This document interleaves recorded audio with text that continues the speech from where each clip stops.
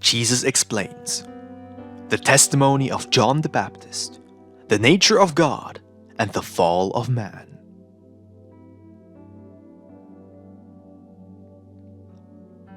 There was a man sent from God, whose name was John.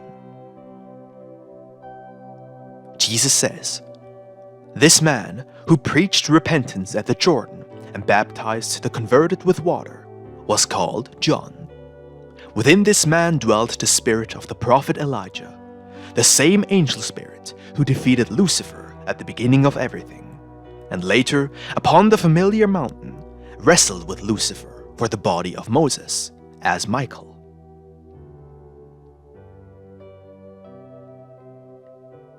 This man came for a witness, to bear witness of the light, that all through him might believe.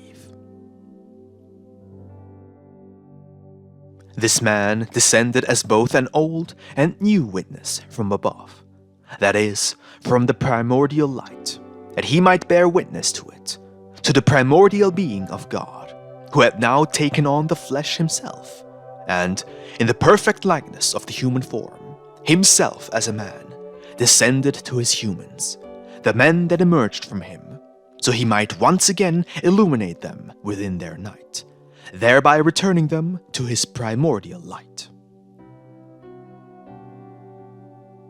He was not that light, but was sent to bear witness of that light.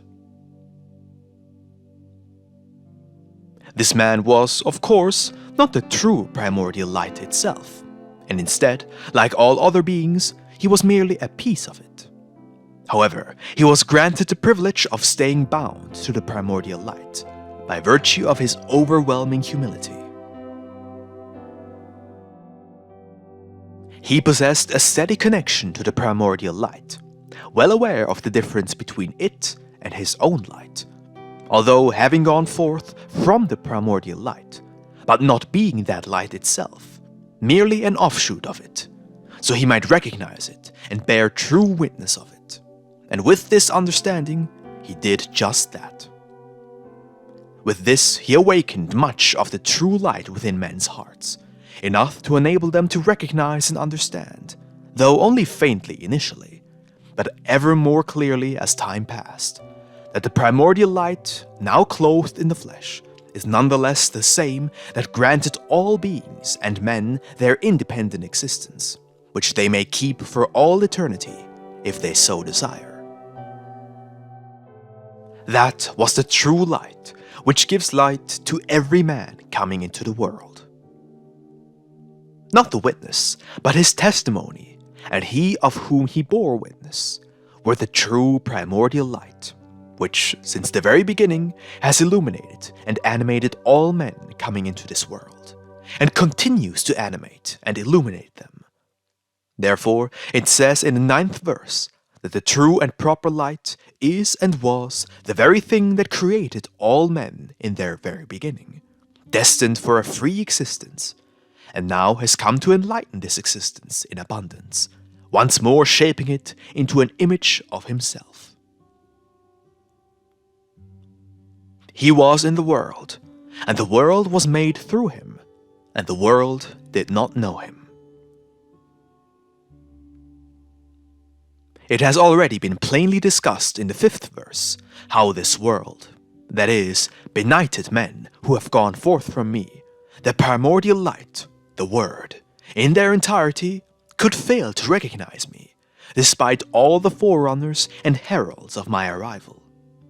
However, it has to be specially noted that, in this case, with the term world, is not the earth to be understood, it being the carrier of judged souls, which are what truly constitute matter, but actually men themselves, although partly derived from this matter, no longer belong or are not meant to belong to this judged primeval soul matter, once they had been made free and independent beings. For it would truly be a gross impertinence if I were to demand of a stone dwelling amidst the deepest judgment to recognize me. This may certainly be only expected of a liberated soul within which my spirit dwells. He came to his own, and his own did not receive him. Thus, as already mentioned, not the earth, but only men, in the nature of their souls and spirits, are to be regarded as the Lord's own, my own, because they are, as it were, themselves primordial light out of my primordial light, and as such, they are one with my fundamental being. However, due to the fact that this very existence, expressing itself within them as the feeling of exaltation, has grown weary, which is the very reason for why I came to them as into my property, and still am coming, they failed to recognize me, and as a result, even themselves, as well as their very own primordial being, which cannot ever be destroyed, for in essence, it is my being. But as many as received him, to them he gave the right to become children of God, to those who believe in his name. It is very much apparent that, among all those who did not receive or recognize me, the primordial order remained disturbed, and with this disorder remained a state of suffering, the so-called evil or sin. With many others who did receive me, however, that is, who did recognize me within their hearts, this evil had to vanish, for they were once again united with me, as with the primordial order and primeval might of all existence, having found within it themselves and my primordial light as the light within them, and in it everlasting life. In this life, however, they found that they were not only my creations, a fact highlighted by their inferior life sensations, but that, because they carry myself within them, which was granted independence of me through the might of my will alone, they are indisputably my very own children. For their light, their faith, is equal to my very own primordial light, and therefore it carries within it the full might and power that dwell within myself. And with this might is also bestowed upon them the right to not just be called my children, but to be them as well, in their entirety. For faith is indeed such a light, and my name, at which the mighty rays of this light are directed, is the power and might, the true nature of my primordial being, through which one and all may accomplish within themselves the righteous and perfectly valid childship of God. That is why the 12th verse remarks that all who will receive me and believe in my name shall possess the power within themselves to be rightly called children of God. Those who were born not of blood, nor of the will of the flesh, nor of the will of man, but of God. This verse is but a closer definition and elucidation of the previous one, and in a more closely related language, the two verses put together might read as follows. Those who received him and believed in his name, upon them he bestowed the right to be called children of God.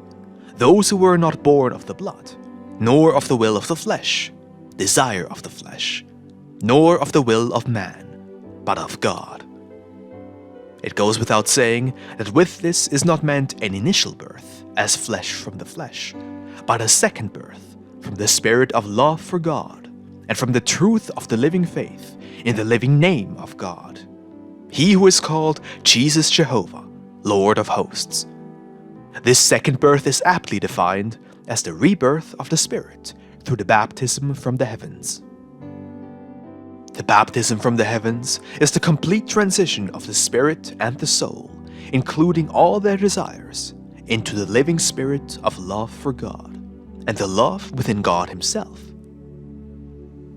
Once such a transition has taken place of man's own accord, and all his love now dwells within God, then through such sacred love, man in his entirety now dwells in God, wherein he is made into a new being, strengthened and reborn by God after having come to full growth.